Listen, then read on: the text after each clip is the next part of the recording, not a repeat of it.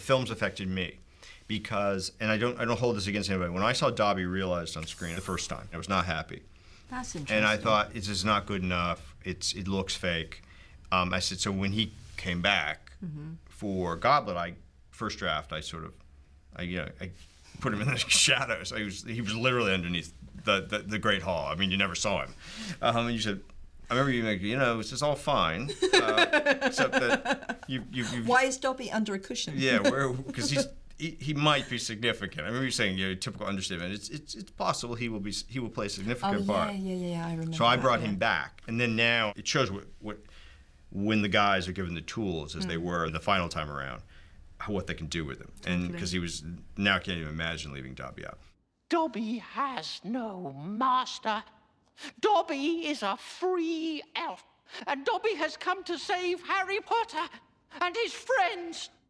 But that was an example where the movies affected me. But I don't know what I would have done if I had not known you were there, because I think not knowing where this thing was going to go. I cannot think of an occasion when you got it wrong, except for the Dumbledore, the beautiful girl. Yeah, but the odd thing about that, I will tell you, and I don't think I've ever told you this, it did not surprise me when you told me he was gay.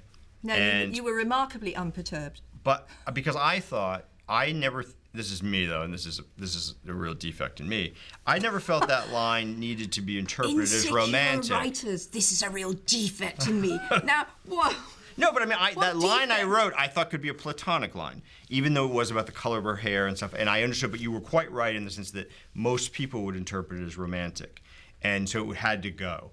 But it was, when I wrote it, I remember thinking, is this right for him? But I thought, the great thing about Dumbledore was how free he was, which is that he would look at anybody in this room, male or female, and he would say, I like your belt buckle. And that's what I loved about him. And he was so much fun to write. Horace, do you mind if I take this?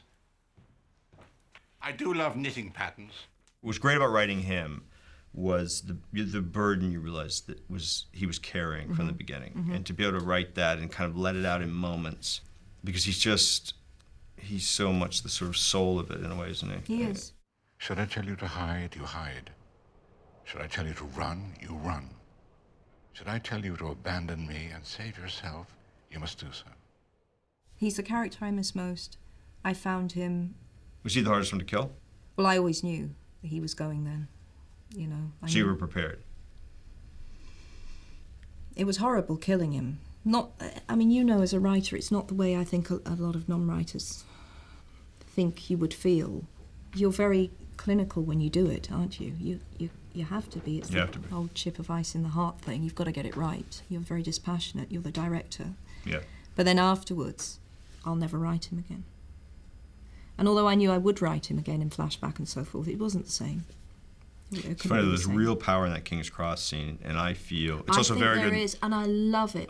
But I stopped in the book at that point. Did you? Yeah, because I thought, did you feel how much lighter he was? It was dizzying, because you have one great moment, which was... I think if you so desired, you'll be able to board a train. And where would it take me?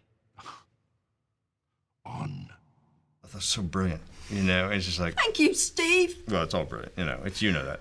But it's just... What I like about that scene, and you really got it in the script, Dumbledore's lighter then, isn't he? You get this sense this that... This is your party. Exactly, this is your party. He's freer. He's free. He's played his part. He knows he's done it properly. He knows he's brought Harry where he needs to go. He's free, which was very, very rarely get with Dumbledore throughout all 7 books. He very rarely makes... Although, as you say, he is free about other people, no, but it's interesting you mentioned... He's intensely reserved about himself. Very. And it's always done with humour and flippancy if he talks about himself. Well, it's what's brilliant about the Aberforth thing, which is that he says,